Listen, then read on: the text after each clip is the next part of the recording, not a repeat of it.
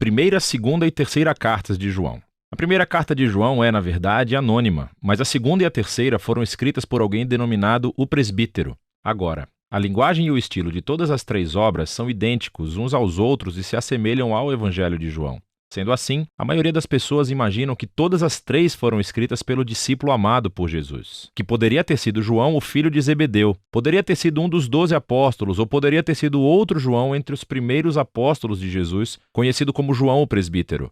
Seja qual tenha sido o João, ele está em idade avançada e supervisiona uma rede de comunidades de igrejas nos lares que possivelmente se encontram ao redor da antiga cidade de Éfeso. A partir das pistas contidas no Evangelho e nessas cartas, parece que essas comunidades eram constituídas principalmente por judeus seguidores de Jesus e que, recentemente, eles tinham passado por uma crise, o que motivou João a escrever essas cartas. Ele menciona que o grupo de pessoas tinha se separado dessas igrejas. Essas pessoas já não reconheciam Jesus como o Messias de Israel ou como o Filho de Deus, e eles estavam instigando hostilidade entre aqueles que permaneceram fiéis às igrejas. Na verdade, esse conflito é abordado na segunda e na terceira carta de João. A segunda carta de João é um aviso para uma igreja no lar específica. Há um grupo de pessoas que negam Jesus. João os chama de enganadores. E eles provavelmente irão procurar validação e apoio nessa comunidade da igreja, e João diz que eles não devem oferecer. A terceira carta de João é, na verdade, escrita a um membro de uma dessas igrejas em Casas, um homem chamado Gaio. E o presbítero pede a Gaio que acolha os missionários legítimos que chegarão em breve. Ele precisa dizer-lhes isso porque o líder daquela comunidade, Diótrefes, estava agindo como um idiota e rejeitando qualquer pessoa que estivesse se associando a João, o presbítero. E então, essas cartas nos dão uma perspectiva da tensão e do conflito que João enfrentou nessas igrejas. E a primeira carta de João foi escrita como uma resposta a tudo isso, como uma forma de controle de danos. O presbítero garante àqueles que ainda acreditam em Jesus que Deus está com eles, já que são fiéis à verdade. Então, tudo isso nos ajuda a entender a singularidade da primeira carta de João, que, na verdade, não é uma carta realmente. Lê-se mais como um sermão poético enviado a essas igrejas. João diz que não está passando novas informações. Na verdade, quase todas as ideias e palavras-chave na primeira carta vêm dos ensinos de Jesus no Evangelho de João. Sendo assim, o objetivo de João é relembrar e convencer esses cristãos a permanecerem fiéis àquilo que eles dizem já acreditarem. A qualidade poética do sermão de João é muito legal.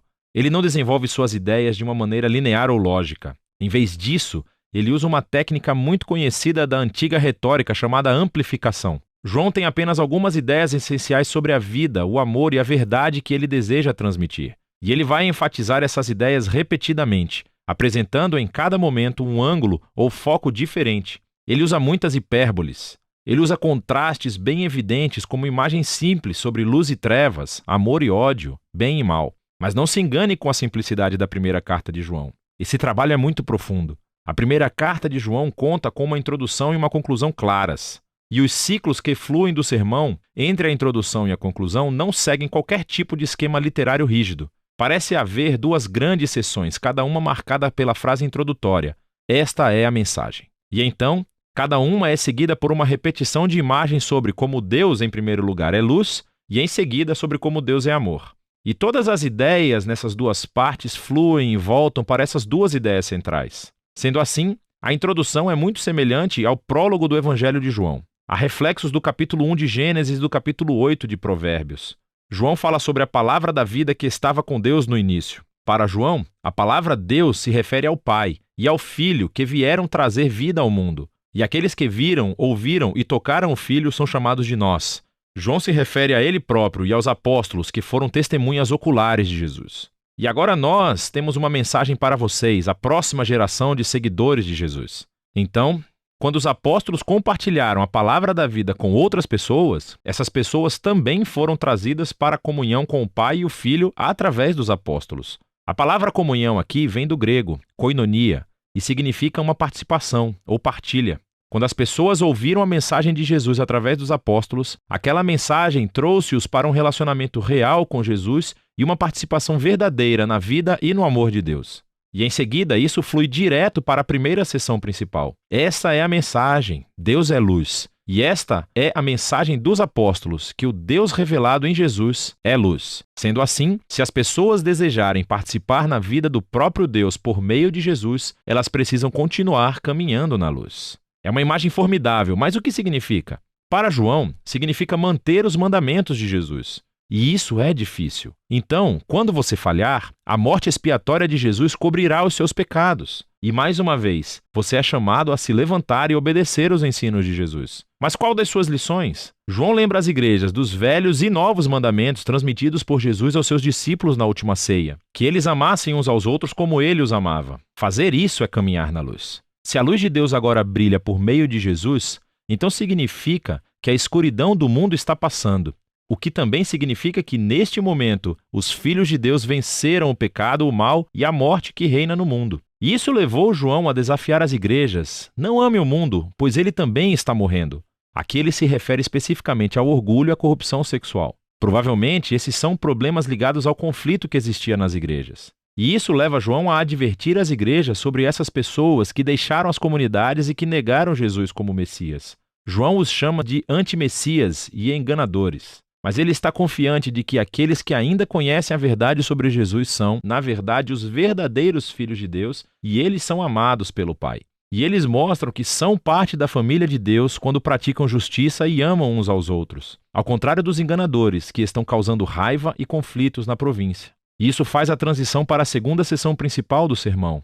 Esta é a mensagem dos apóstolos, que Deus é amor, diz João.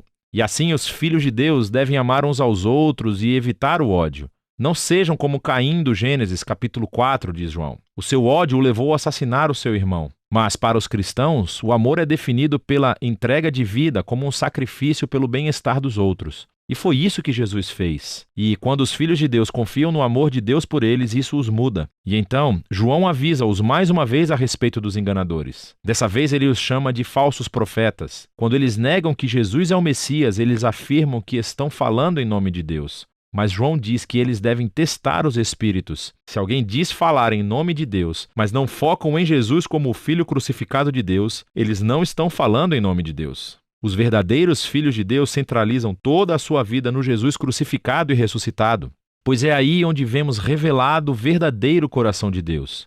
Nós vemos na cruz que Deus é um ser de amor e entrega absoluta. E esse amor é o que motiva os seguidores de Jesus a amar uns aos outros da mesma forma. E quando as pessoas conhecem esse Deus de amor, isso as afasta do medo e da angústia para sempre. Isso é parte daquilo que João quer dizer quando ele menciona vitória sobre o mundo. Quando você entende que Deus te ama, que Ele é louco por você apesar das suas mais profundas falhas e defeitos, esse amor se torna algo que fundamenta toda a sua vida. Esse amor é o resultado da confiança em Jesus crucificado.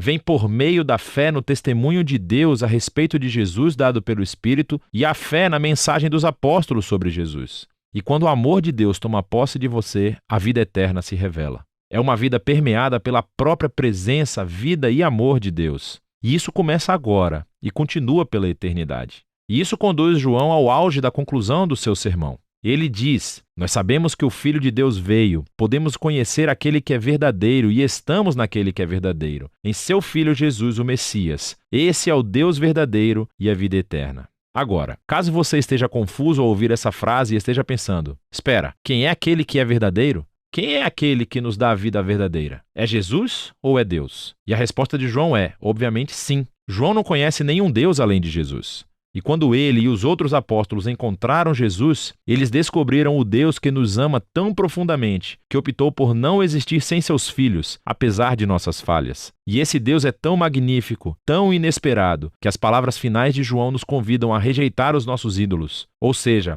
resistir a qualquer tentação de recriar o magnífico Deus à nossa própria imagem. Conhecer Jesus é conhecer o Deus criador da vida e do amor centrado no próximo. Isso, diz João, é o único e verdadeiro Deus. E é disso que se tratam as cartas de João.